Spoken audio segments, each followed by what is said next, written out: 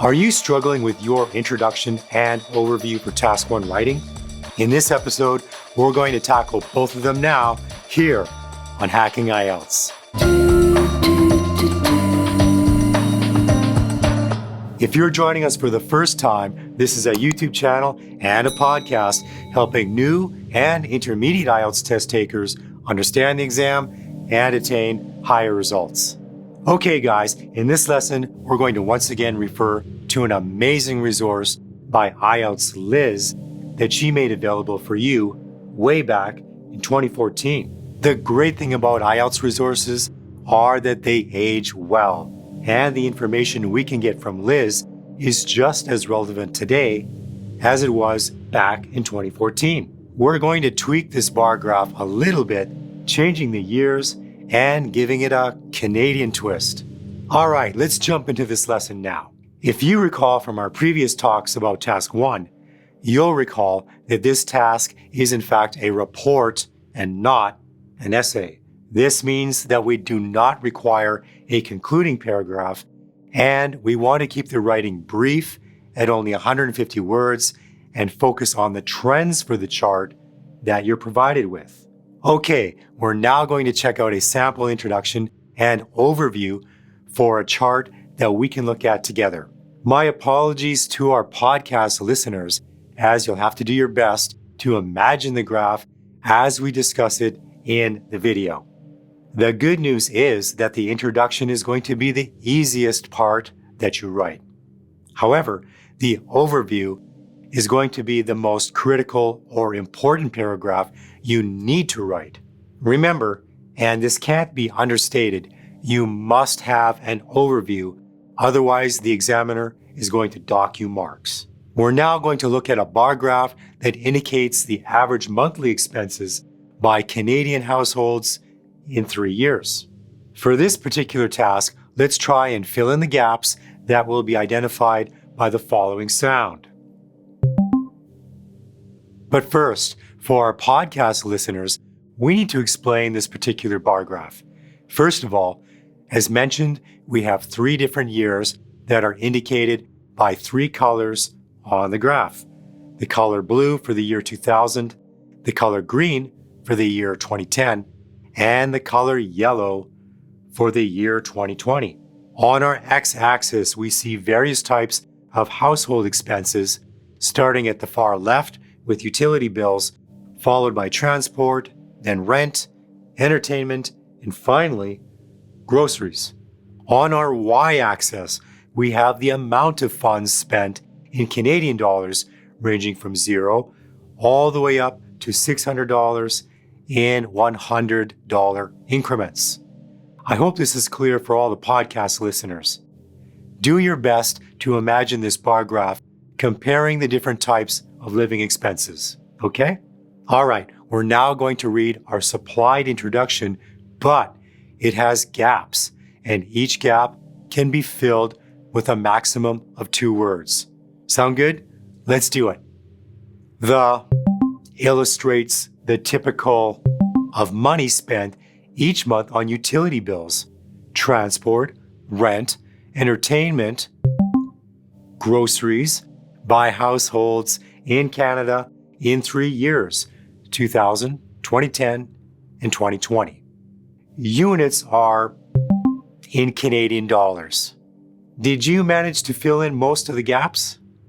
The chart or bar chart illustrates the typical amount of money spent each month on utility bills, transport, rent, entertainment, and groceries by households in Canada in 3 years, 2000, 2010, and 2020.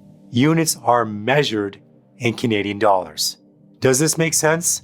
Let's repeat the answers for the introduction paragraph one more time, just to make sure that we have all the answers. The chart or bar chart illustrates the typical amount of money spent each month on utility bills, transport, rent, entertainment, and groceries by households in Canada in 3 years, 2000, 2010, and 2020. Units are measured in Canadian dollars.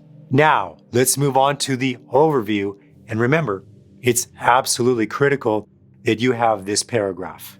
It's best to place the overview after your introductory paragraph just to ensure that it's complete.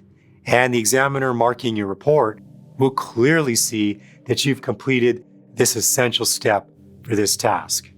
We're now going to read our supplied overview, but like the introduction, it has gaps, and each gap can be filled with a maximum of 2 words. The largest expense was on rent. The least amount of money spent was on utility bills and entertainment. While there was a significant in spending on rent, transport, and utility bills, there was little change in the amount spent on the other 2 items. Let's go over the overview together again, but this time we'll complete it with our answers. Overall, the largest expense was on rent, whereas, or while, the least amount of money spent was on utility bills and entertainment. While there was a significant increase, or rise, or growth in spending on rent, transport, and utility bills, there was little change in the amount spent on the other 2 items. How did you feel about your answers for the overview?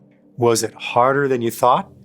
You probably noticed that for some of the gaps, we could have more than one correct answer. For example, the second gap could take the answer whereas or the word while. This was the same case for the third gap, where we could use increase, rise, or the word growth. You've probably already noticed by now that Task 1 vocab, particularly for line and bar graphs, have a lot of interchangeable words. To illustrate, if a particular service or good drops over a period of time, we could say fell, declined, or dropped. Conversely, as we just heard for this overview, we could substitute increased for rose or grew. Hopefully you also noticed the article a in that sentence, indicating that we used noun forms rather than verbs. Oh, another thing that you might have observed, the last sentence of the overview stated, there was little change rather than there was a little change. If we use that article a, the meaning is dramatically altered. Little change means almost no change at all, while a little change indicates a slight change. Hopefully you got this subtle but very important difference. Okay guys, this wraps up things for this week. Hey, did this help you out? Leave your questions or comments below if you're watching on YouTube. Once again, a big thanks to IELTS Liz and her amazing resources for Task 1 writing. Check out our Hacking IELTS courses, which are available over on Udemy and bluebrain.app. If you're on the go, check out the Hacking IELTS podcast on Apple, Google, and most podcast directories. Thanks for tuning in. Take care, guys, and catch you in the next one.